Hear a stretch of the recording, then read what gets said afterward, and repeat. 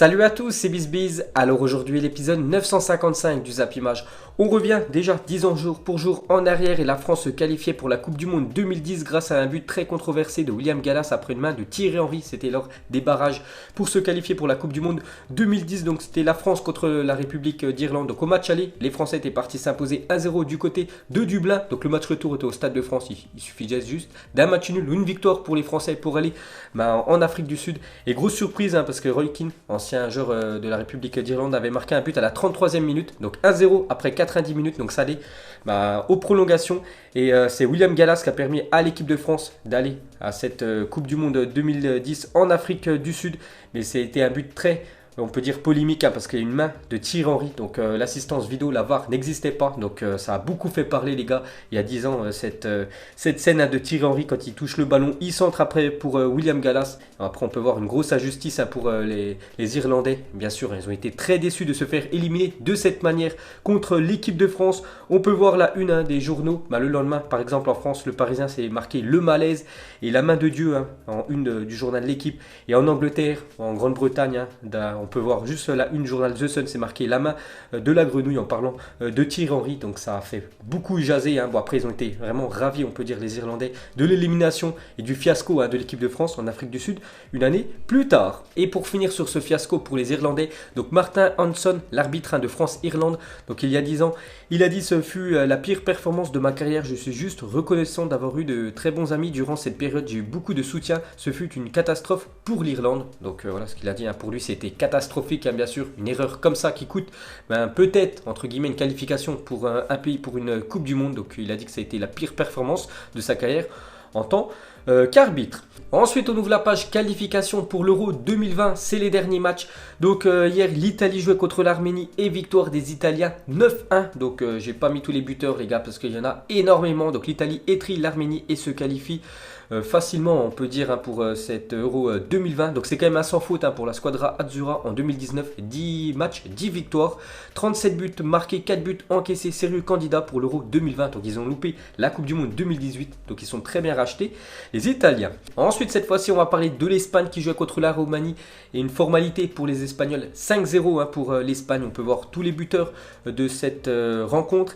Et juste pour finir avec l'Aurora, donc on peut voir que Luis Enrique pourrait revenir comme sélectionneur de l'Aurora pour l'Euro 2020. Donc actuellement c'est Robert Moreno, l'entraîneur de la sélection espagnole. Vous savez qu'il a remplacé Luis Enrique parce que Luis Enrique avait des problèmes familiaux. Vous savez qu'il a perdu sa petite fille il y a quelques mois. Luis Enrique, c'est pour ça qu'il ne pouvait plus entraîner l'équipe de l'Espagne et il devrait revenir sur le banc espagnol pour l'Euro 2020. Voilà une sacrée info qui devrait être officielle dans les prochains jours. Ensuite jetez un coup d'œil à tous les autres résultats de cette soirée de qualification de l'Euro 2020. On peut voir que l'Irlande a concédé le match nul 1-1 contre le Danemark. Donc les Danois iront à l'Euro 2020. On peut voir une belle victoire des Suisses 6-1 du côté de Gibraltar.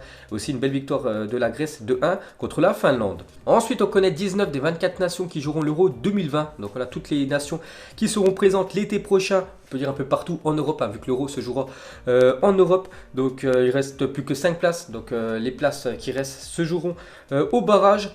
Ensuite regardez actuellement les têtes de série pour l'Euro 2020. Donc déjà vous savez que les éditions précédentes de l'Euro, il y a 6 poules à chaque fois. Donc actuellement il y a l'Italie, Angleterre, Belgique, Espagne, Ukraine et la France. Mais ça se joue à rien. Donc déjà comment est calculé une tête de série? C'est par rapport aux phases de poule.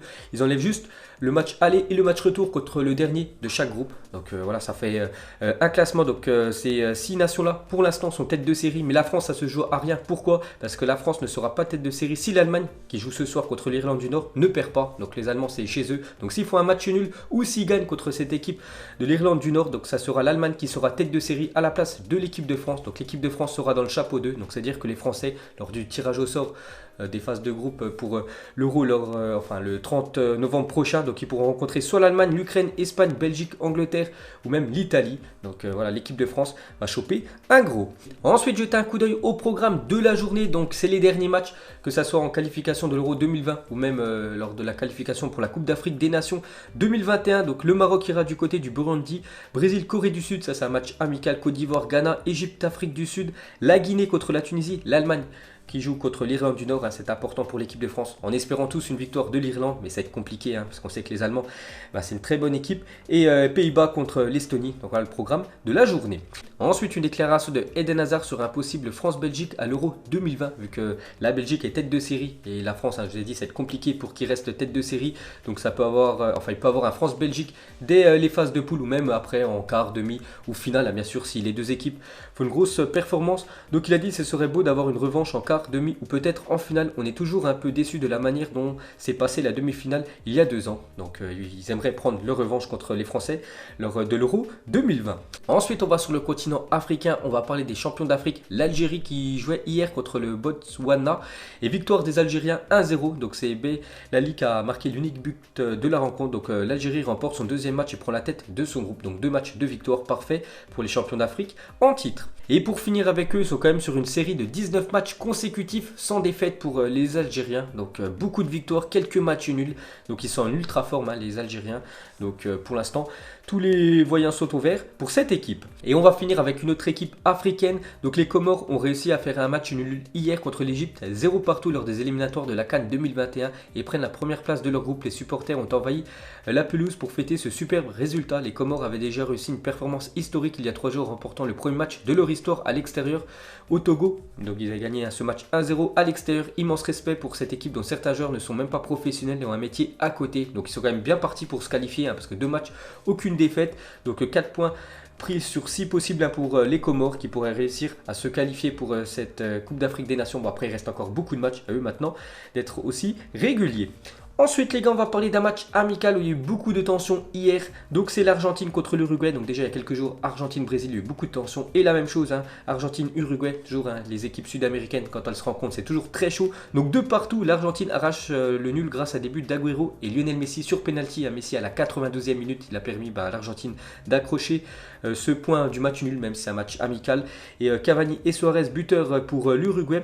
Donc on revient sur Léo Messi inscrit hier soir son 70e but en sélection. Donc félicitations à Messi, hein, qui passe de nouveau, on peut dire un cap d'une dizaine, donc 70 buts avec l'Argentine pour Léo Messi. Donc on continue avec lui, on peut voir que les 70 buts de Lionel Messi avec l'Argentine ont été inscrits contre 29 pays différents et 49% quand même en matchs amicaux pour Lionel Messi. Si on compare avec Cristiano Ronaldo qui est actuellement à 99 buts avec l'équipe du Portugal, donc lui il a marqué contre 41 pays différents et ses buts en pourcentage lors des matchs amicaux, donc il a marqué 17% en amicaux et le reste en match officiel.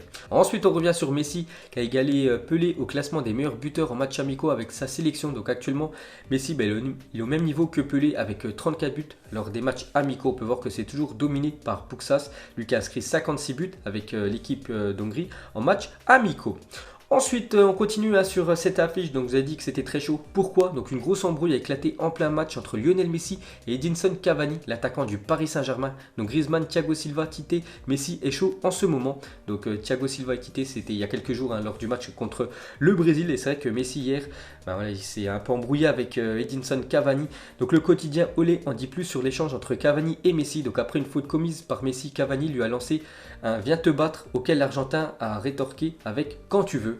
Voilà ce qu'ils se sont dit, hein, les deux, "viens te battre", et Lionel Messi a dit "quand tu veux". Donc on peut voir que c'est très chaud. Bon, après je pense, hein, que Cavani l'aurait quand même sacrément soulevé, on peut dire, hein, Lionel Messi. Bon, ça c'est hors foot, on peut dire. Donc on continue avec Edinson Cavani suite à son altercation avec Messi. "Oui, nous sommes accrochés, le football est comme ça, comme les classicos, c'est le football". Donc même lui, hein, il avoue que c'était très chaud.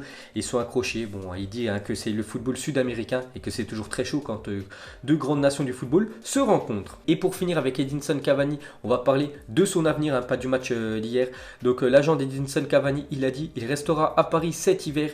Des contacts en Serie A, c'est une possibilité. Il y a des échanges, mais je ne peux rien dire". Donc on sait que la fin de son contrat, de toute façon, on le sait tous, hein, c'est en juin 2020. Donc il ne devrait pas continuer avec l'équipe du PSG parce que le PSG ne veut pas prolonger Edinson Cavani. Donc il devrait quand même rester cet hiver au Paris Saint-Germain et partir librement et gratuitement l'été prochain. Donc son agent dit qu'il y a des contacts en Serie A. Il y a aussi du côté de la MLS, du côté des Los Angeles Galaxy. Ensuite, incroyable différence de taille lors d'une rencontre de U15 entre l'Ajax et le Sparta Rotterdam dans le championnat junior des Pays-Bas. Donc je sais pas si c'est le joueur de l'Ajax qui est très grand ou c'est son adversaire qui est très petit. Mais c'est vrai que sur cette photo, on peut voir qu'il y a une sacrée différence de taille. Et l'improbable, c'est pourtant produit. On peut voir que c'est le plus petit qui a touché le ballon de la tête lors d'un duel aérien. Petite info sur ces deux jeunes footballeurs. Ensuite, on va parler du Portugal sans Cristiano Ronaldo. C'est vrai qu'avant l'ère CR7, le Portugal galérait lors des qualifications de la Coupe du Monde ou de l'Euro. Donc qualifié pour 3 Coupes du Monde sur 17 et qualifié pour 3 Euros sur 11 avant l'ère Cristiano Ronaldo et depuis l'arrivée du crack portugais. Donc le Portugal avec Cristiano Ronaldo qualifié pour 4 Coupes du Monde sur 4 et qualifié pour 4 Euros sur 4. Donc on peut voir que ça a vraiment changé depuis que CR7 a intégré cette équipe portugaise. Ensuite, une déclaration de Iker Casillas sur Cristiano Ronaldo. Donc Van Dijk a été élu meilleur joueur de l'UEFA, Messi a été élu par la FIFA. Si Cristiano remporte le Ballon d'Or, il me semblerait que les critères que nous utilisons dans le football pour déterminer qui remportera ces plus grandes récompenses ne sont pas logiques. Donc voilà, le meilleur joueur de l'UEFA cette année, c'est Van Dijk, meilleur joueur de la FIFA, c'est Messi. Et si Cristiano Ronaldo remporte ce Ballon d'Or, donc il n'y a rien de logique pour Iker Casillas. Donc on verra ce que ça donnera. N'oubliez pas que le Ballon d'Or, c'est dans moins de 3 semaines. Ensuite, regardez l'échange entre Zlatan Ibrahimovic et Thiago Silva en 2012 avant de rejoindre l'équipe du Paris Saint-Germain. Donc Zlatan a appelé Thiago Silva, il lui a dit: Thiago, tu vas vraiment rejoindre le PSG. Oui, c'est fait, je viens de signer. Donc Zlatan lui a dit: pas de blague, si tu n'y vas pas, je ne signe pas. Et si tu m'as menti, tu vas voir, je vais m'occuper de toi. C'est qu'il aime bien toujours envoyer des pics à Zlatan Ibrahimovic. Donc il a demandé avant à Thiago Silva s'il avait rejoint l'équipe du Paris Saint-Germain. Et quelques jours plus tard, Zlatan signait du côté du Paris Saint-Germain. Ensuite, une déclaration de Eden Hazard sur son collègue du Real Madrid. Donc Karim Benzema, c'est le meilleur attaquant du monde. En dehors de ses statistiques personnelles, il rend les autres meilleurs. S'il n'est pas repris en équipe de France, tant mieux pour nous ou les autres équipes. Parce que pour Eden Hazard, l'équipe de France avec Benzema est beaucoup plus forte que si il n'est pas là. Ensuite, Crystal Palace songerait à formuler une offre de 23 millions d'euros au Celtic Glasgow pour Hudson-Odoi, qui a marqué beaucoup de buts cette année avec l'équipe de France Espoir. Je ne sais pas trop ce que ça vaut dans le championnat écossais. On peut voir que l'équipe de Première Ligue Crystal Palace aimerait faire une belle offre, parce que 23 millions d'euros, c'est quand même une belle somme. Ensuite, on va parler de Adil Aouchiche, auteur de 7 passes décisives dans cette Coupe du Monde U17, a été désigné deuxième meilleur joueur de la compétition. Donc le meilleur joueur, c'est un joueur brésilien, je ne me souviens plus exactement du nom. Donc le deuxième meilleur joueur, les gars, c'est ce joueur français, jeune joueur de l'équipe du Paris Saint-Germain. Ensuite, des nouvelles de Neymar qui devrait faire son retour dans le groupe parisien vendredi. Donc vendredi soir, Paris Saint-Germain contre l'équipe de Lille et Neymar devrait être dans le groupe. N'oubliez pas que ça fait plus d'un mois quand même qu'il est blessé, le joueur brésilien. Donc voilà les gars, la fin de ce Zapimage 955. Donc si ça vous a plu, un petit like et je vous ferai l'épisode 956 demain. Donc moi je vous laisse et je vous dis à la prochaine comme d'habitude. Ciao à tous.